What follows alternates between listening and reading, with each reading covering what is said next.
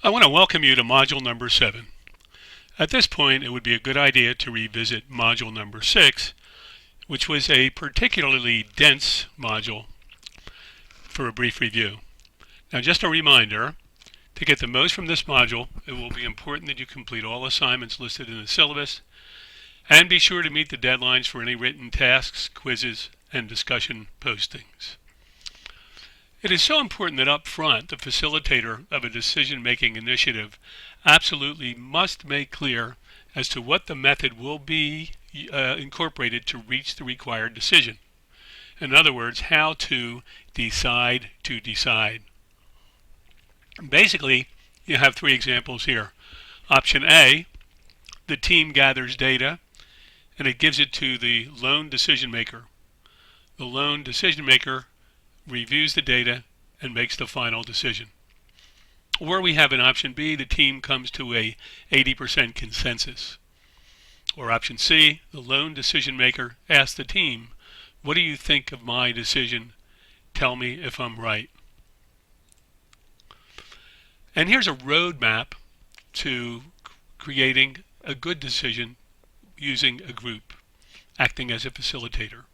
Number 1, framing the decision. We all know the power of a frame.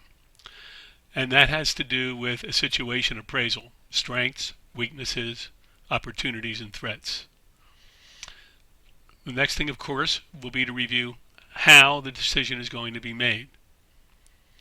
Selecting a group, being careful of biases and hidden agendas, and making sure that you have the right kind of decision makers there, that the group is the right size, and you want to make sure that you manage advocacy versus dialogue or conflict effectively, but those dimensions need to be represented in a group. The process of making the decision, evaluating alternatives, looking at musts and wants, and then considering what might happen if you make the wrong decision. 10 worst things, scenario planning, looking at potential problem analysis and coming up with contingency plans. If you look back on some classic decisions that were made in business, you'll see that there have been many blunders. And you have to ask yourself, why do businesses fail? This illustration you've seen before. In business, some of the more important decisions have to do with these 4 areas. And all too often, decision-making errors produce major blunders. Here are some examples that we're going to look at in just a moment. So the first, most experienced decision makers have a firm grasp on how decisions might be important and the need for the right solution to a problem or approach to a situation. So why do so many go wrong? Well, here's one here that's a classic example.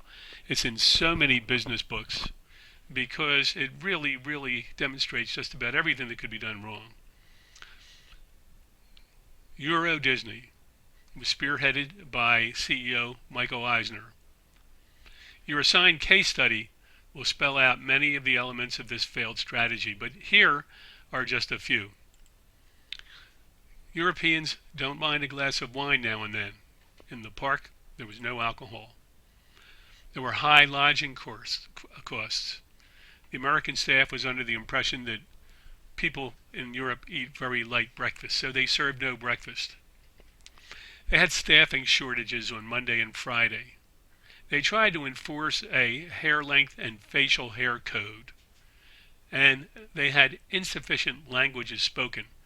So when people came in from different parts of the world, none of the hosts could speak their language. What they did basically is they applied the American model to France, and it didn't work very well.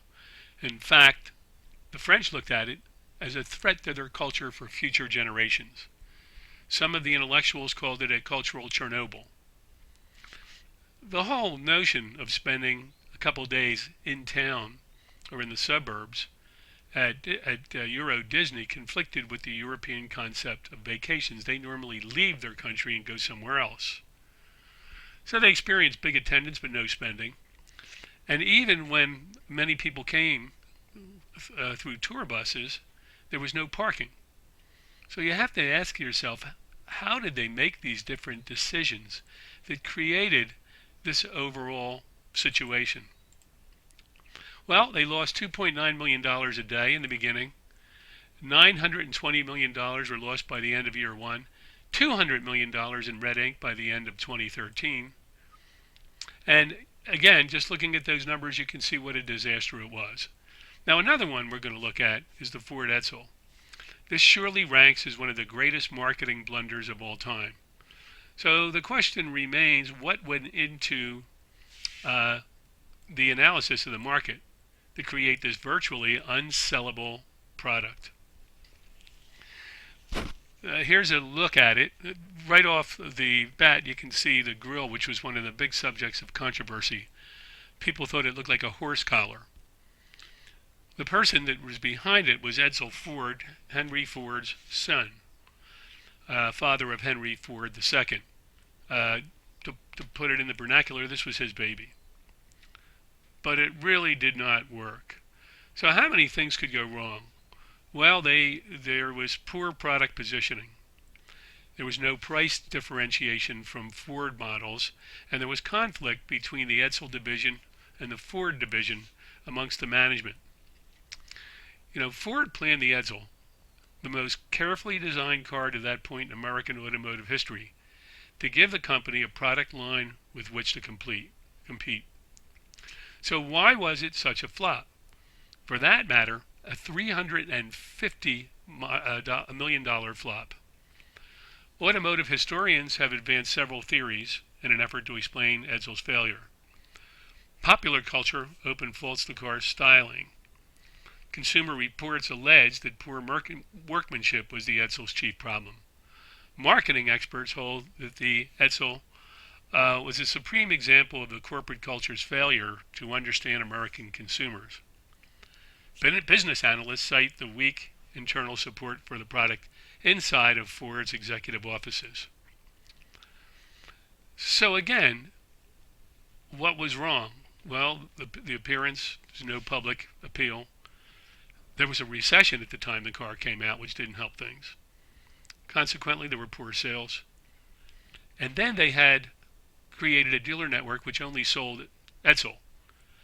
So as the sales went down, those dealers went bankrupt and the outlets diminished, and that in turn was part of a spiral that put the Edsel out of business. Another thing that they did wrong was they positioned the car improperly. The mistake caused the public to experience a lot of difficulty understanding what the Edsel was, primarily because Ford made the mistake of pricing the Edsel within Mercury's market price segment. Theoretically, the Edsel was conceived to fit into Ford's marketing plans as the brand slotted in between Ford and Mercury. However, when the car debuted in 1958, its least expensive model, was called the Ranger, was priced within $73 of the most expensive and best trimmed Ford sedan, and $63 less than Mercury's base Medalist model. In its mid-range pricing, Edsel's Pacer and Corsair models were more expensive than their Mercury counterparts. Edsel's top-of-the-line Citation four-door hardtop model was the only model priced to correctly compete with Mercury's mid-range Montclair Turnpike Cruiser, as illustrated in this chart that you're looking at right here. Much of this had to do with turf wars and a lack of communication between the various divisions at Ford. As a result, not only was the Edsel competing against its own sister divisions, but model for model, buyers did not understand what the car was supposed to be. A step above the Mercury, or was it a step below? Now here's another example of a tremendous blunder. The failure of the launch of the new Coke was another example of a series of blunders that flabbergasted many marketeers at Coke and of course in the advertising business. New Coke, as it was called, was the unofficial popular name for the reformulation of Coca-Cola, introduced in the spring of 1985 by the Coca-Cola Company to replace the original formula of its flagship soft drink, Coca-Cola, also called Coke. Here is a little bit of background.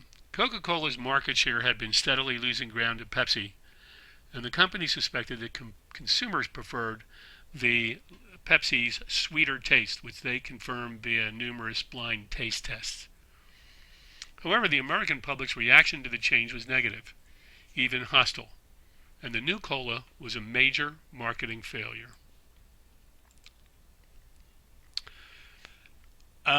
This is a picture of the marketing vice president, Robert Goizeta, who made the decision to go in this direction, famously saying nothing is sacrosanct. There's no sacred cows here, meaning it would be okay to remodify the formula for Coke.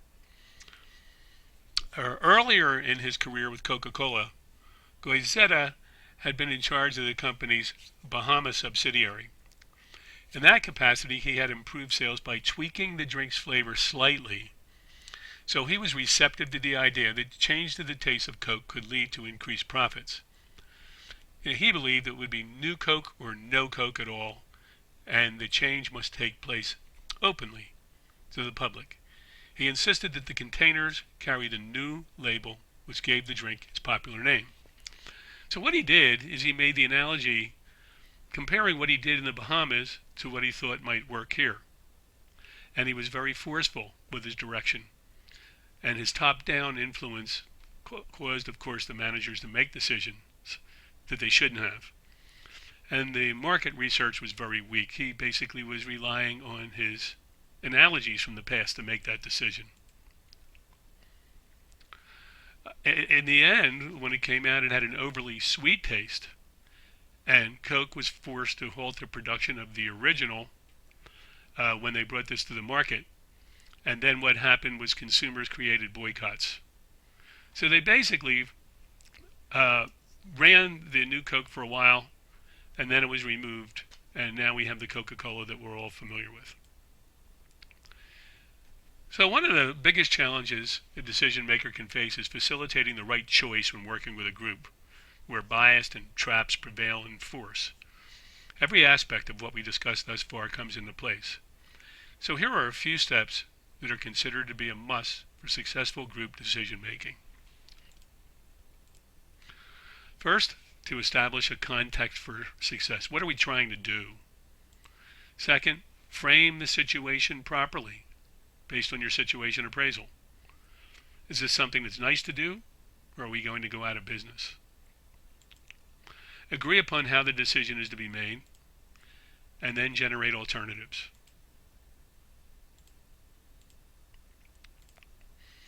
Choose what appears to be the best alternative. Conduct a potential problem analysis, consider scenarios, develop contingency plans. So key factors in making a decision with a group. Who do you ask to participate? You need to get the right departments involved, especially if there's some implementation involved. You need the implementers. Be careful of people with hidden agendas. Like a jury, the decision is based on the facts that you can assemble, and they have to be good ones. And you have to be careful that everyone you'll see has their own biases. So requirements for effective implementation, well, there has to be group understanding all the way along and involvement along the way. You're going to need consensus and agreement to move forward. And they have to have the perception that this is really not something, this decision-making process that was rigged from the beginning. So now what we'll do is we'll move on to module number 8. I want to welcome you to 8. At this point, it would be a good idea to revisit module number 7, which was a particularly dense module, for a brief review. Now, just a reminder, to get the most from this module, it will be important that you complete all assignments listed in the syllabus, and you want to be sure that you have all of your assignments turned in on time, your postings and your quizzes.